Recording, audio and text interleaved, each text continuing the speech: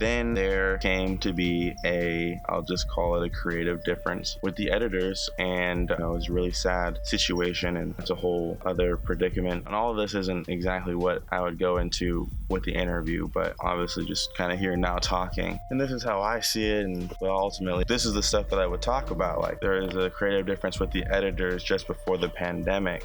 And the short was supposed to premiere at the Samuel Goldwyn Theater in May of 2020, and the pandemic started, or the quarantine started in March. Creative difference in March, and then pandemic for the rest of 2020. And it was kind of whack. I didn't have my footage. I didn't have access to the footage, and there wasn't a lot of people. There wasn't a lot I could do, but there wasn't a lot anybody could do, just because of how the world felt like it was ending. Yeah, I was just kind of in turmoil. I was writing music, trying to make beats. I was doing all this other stuff. I was writing script. I was writing again. It was hard to write. There was so much going on in my life during the pandemic, as I'm aware as everybody else's life, and everybody was going through it in their own way. And in my way, I do see it as brutal. It was brutal through my lens, but it was brutal through just kind of being on the outside perspective of other people's lives. It was hard watching the brutality of the year take its course over other people. I was trying my best to keep composure and stay doing something, always keeping busy, trying to find a job. Ultimately, I was able to get the footage back, and I get new editors and continue to work on the project. And I was able to get a job at Target following year, I think around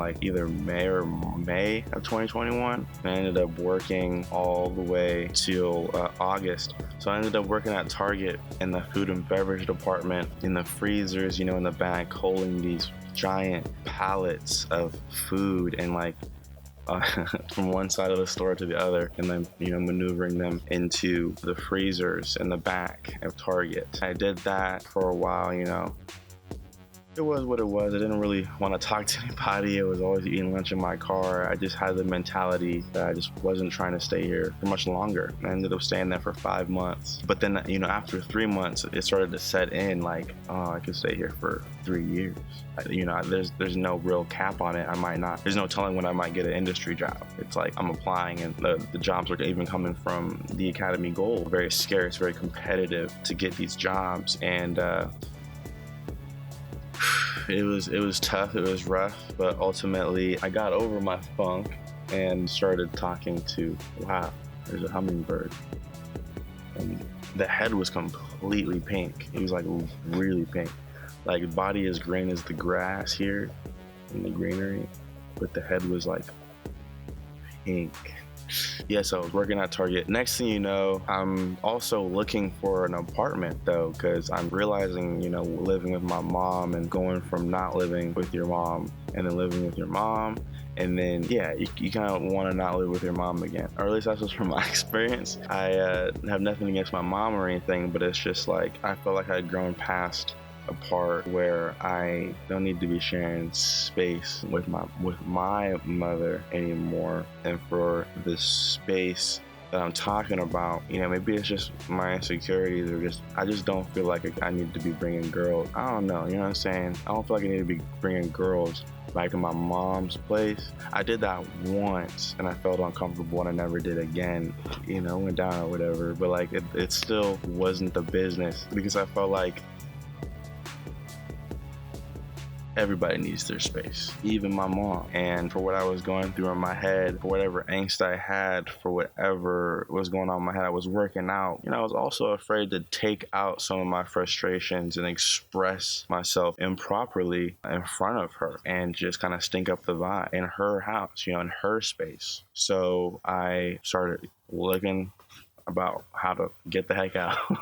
Found a place in downtown LA, right in between the Staples Center, Crypto.com stadium or whatever, I don't know. But it's right in between there and in USC. So I got a place right in downtown, and small place, 120 square foot place. We got a little bathroom and everything, and mini fridge, microwave, TV, desk, computer, little mini stove. I got a bed, you feel me? I got all I really need to thrive. It's been since August. So yeah, it's almost been, I guess, 6 months since August.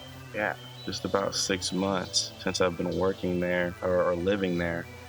And definitely don't need to live there any longer than a year, because that's when my lease is up. But yeah, I can definitely see myself going for an upgrade after that period of time, because I find myself talking about like, oh, well, I totally understand I could have waited, but I really couldn't have waited. I needed to get out the house. I needed to go and like see where I'm at, like see where all of what I had been doing could take me. You know what I'm saying? Like, I didn't have a lot of money saved up, but I had put in my 2 weeks at Target before I had a job, and I was just gonna move out and like figure it out. That's how it was at. But luckily on that Monday that I put my 2 weeks in, my friend Shari, who I mentioned before, threw my resume out there as a lob because she wasn't able to do this job, and it was a production assistant job for Nickelodeon at the Burbank studios. And at the time I didn't know what it was for, but it ultimately ended up being for a live action sitcom version of The Fairly Odd Parents.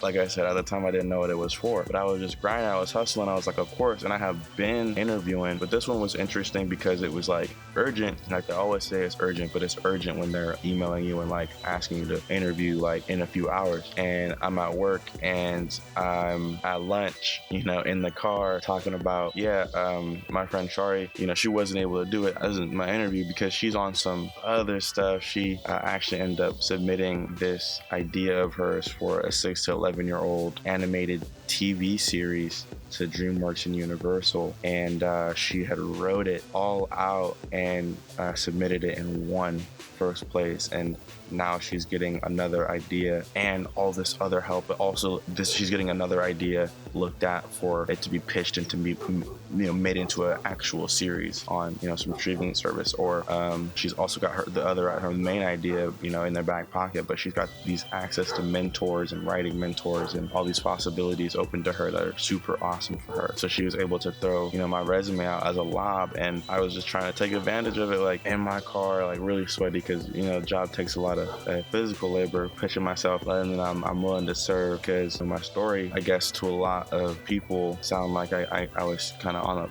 on a roll, right?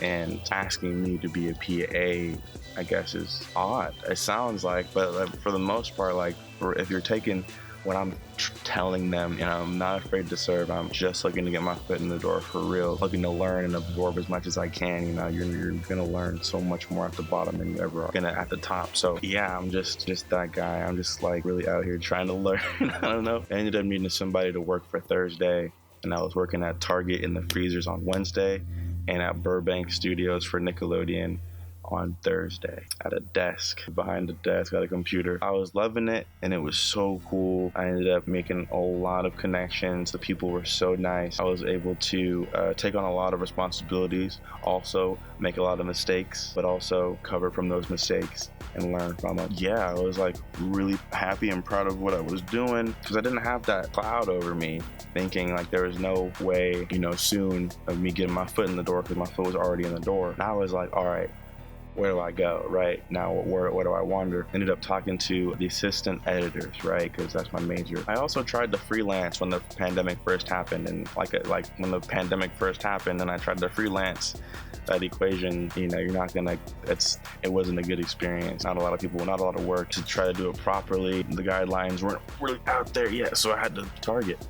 Then I talked to a few assistant editors and production coordinators, post-production coordinators, right? I learned that I don't think I want to edit. I don't think I want to take the editing route to become a director. Ultimately, I was trying to be an editor to make money and work toward and hone in my skills and become a director. But, this whole experience with Cuffed, and I didn't even finish. I got the footage back and a new editor, and ultimately was able to get my vision completely expressed. And I told the professors, and they were with it, and they even were able to say like they thought it was poetic the way I included Sterling's dialogue throughout the film. And they ended up saying ultimately the weakest aspect they told me was the montage at the beginning, and they told me that they would pay for the stock footage. Yeah, so I went through it. At that point I was working for Nickelodeon, so I was able to do it at work, and half of the ones that I picked we weren't able to use because of licensing, so we had to pick through them again and have the budget in mind. And they said they were paid for it, so they paid for it, and it's locked and it's picture locked. We got it to the way I like it, and I'm ready. I can present it to people. I'm ready for it to be premiered, or at least I'm ready for it to get colored, and then I'm ready for the sound and music to get finished. And that's what we're in the process of finishing right now. And we're tweaking the edit. We're tweaking the credits right now. Tweaking the credits, color, sound, and music. And then hopefully the premiere at Samuel Goldwyn Theater will be in May, hopefully in springtime. That'd be great. And that's why I love that I'm starting this now, because like I said, it's been a long time coming.